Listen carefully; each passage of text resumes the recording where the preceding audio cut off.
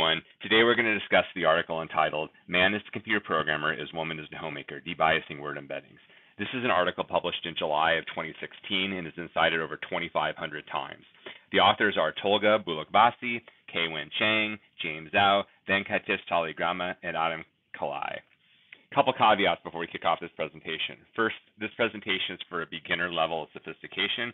We're going to focus on vector difference as opposed to analogies. We're not going to really provide a treatment of one-hot vectors, although that's going to be implicit in some of our discussion. And we're not going to talk about LSTM, GRU, attention, or other concepts in sequence modeling. With that, let's begin. First, let's think a little bit about bias in language in AI/ML models. AI/ML models that do text prediction are trained on text-based assertions. And to the extent these assertions have biases in them, the AI/ML model can basically perpetuate these biases. This then raises a couple of questions. How do you evaluate assertions for bias, and how do you resolve these biases in an AI/ML model? To answer these questions, you want to, for example, determine the distance between word pairs, such as men and women, and a feature common to such word pairs, like computer programmer. Then you want to compare these distances to some social convention, a ground truth, and then based upon this ground truth, adjust the quantitative representation of these distances. You want to then use this quantitative representation to train an AI/ML model. Let's talk about how this works in practice. First, let's develop an intuition regarding bias in language. When you think about bias in language, and you can think about that in terms of correlations between words and features. So for example, depicted here are the words men and women, and the correlation between the feature computer programmer between the two. And as you can see, men and computer programmer are nearly identical, while women and computer programmer is less so, hence there may be a bias there.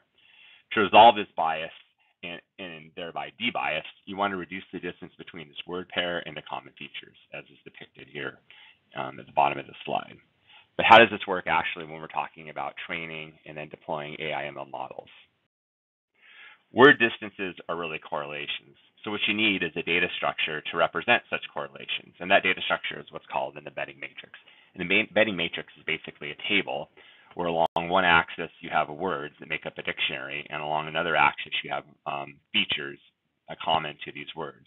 So for example, here we have men and women as words of the dictionary, and on the other axis we have computer programmer, homemaker, are, human, etc. And so, as previously alluded to, where these correlations are near one, it means that the relationship between a particular word and feature are nearly identical. Whereas if it's zero, it means there's no correlation between a word and a feature. In this particular embedding matrix, there's biased distance data, because as you can see, that the correlation between men and computer programmer is higher than for women and computer programmer, and the correlation between men and homemaker is lower than for women and homemaker. So let's see how you would debias this embedding matrix. So given the same matrix, what you'd want to do is, for example, make the values or the distances or correlations in the embedding matrix equidistant, for example. So here we've debiased this previously biased embedding matrix by making the values between men and computer programmer and women and computer programmer equal. Similarly, we've made the value between men and homemaker and women and homemaker equal. And so this debiasing actually reflects a ground truth, which we'll touch on a bit more in more detail in subsequent slides. How does this work actually in an AI/ML model? Well, first, let's talk about a fairly trivial case of an AI/ML model in the form of a binary classifier. So this is a binary classifier that will tell you whether or not an image is of a dog. And so the way you would train this is you pass in various images of dogs, and the binary classifier would generalize the features of this image and then be able to tell you if a image that it had not seen previously is in fact a dog or not. So some characteristics of that is each feature represents a snapshot in time, and you use multiple images to ensure diversity of training. Further, you would represent this from a probability perspective as this being how this classifier works, as basically P of Y of X. So what is the probability of Y given in X? Embedding matrices in neural networks works a bit differently. So first, to understand how they work, you need to understand the context principle. context principle basically states that you never ask for a meaning of a word in isolation, but only context of a proposition. So it's really context that dictates the meanings of words. So the way this is applied is in something called a recurring neural network.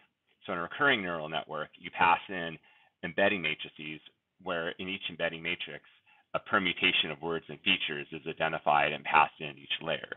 So if we're here, for example, at X1, we're passing in an embedding matrix for men and its associated features. At X2, it's women and associated features.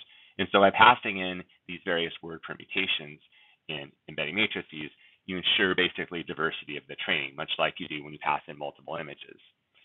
Further, the way this probability is represented is P of C. In other words, what is the probability of a target word given a particular context? So let's see how this works actually in practice. Imagine that you have the input sentence, women are, and you need to determine what the target is, what the next word in the sentence is. To do that, you pass in women and then are, and then the recurrent neural network would basically make a prediction about whether the next word is computer programmers or homemakers.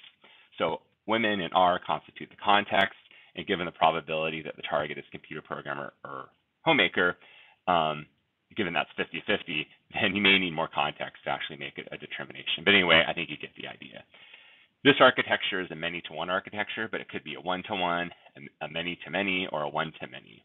And it could be bidirectional. So you can imagine, so what's been shown thus far is kind of a feed-forward network. You can imagine that it could be bidirectional, and it could go backwards, forwards, and making predictions about words in either direction.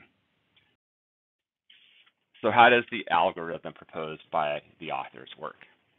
So in this algorithm, you first identify a subspace, for example, women in an embedding matrix and associated features.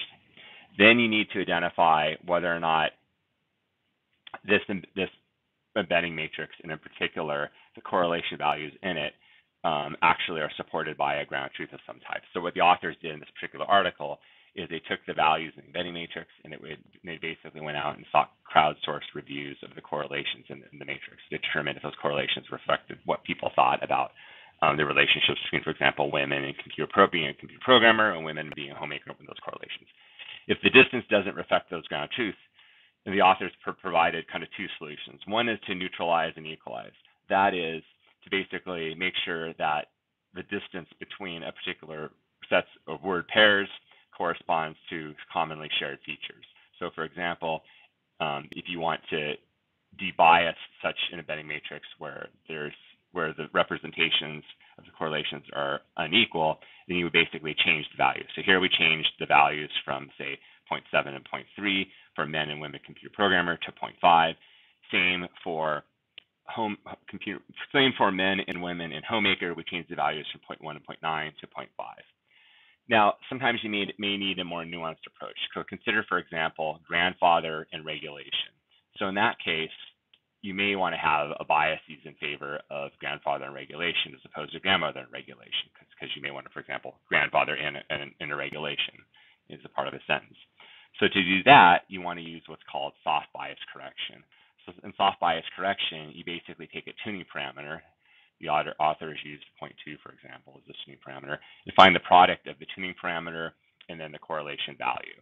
In that way, then you can bias slightly one of a word pair and a shared feature. So to sum it up, social biases are reflected in language. These biases can be perpetuated by AI ML models that are trained using embedding matrices.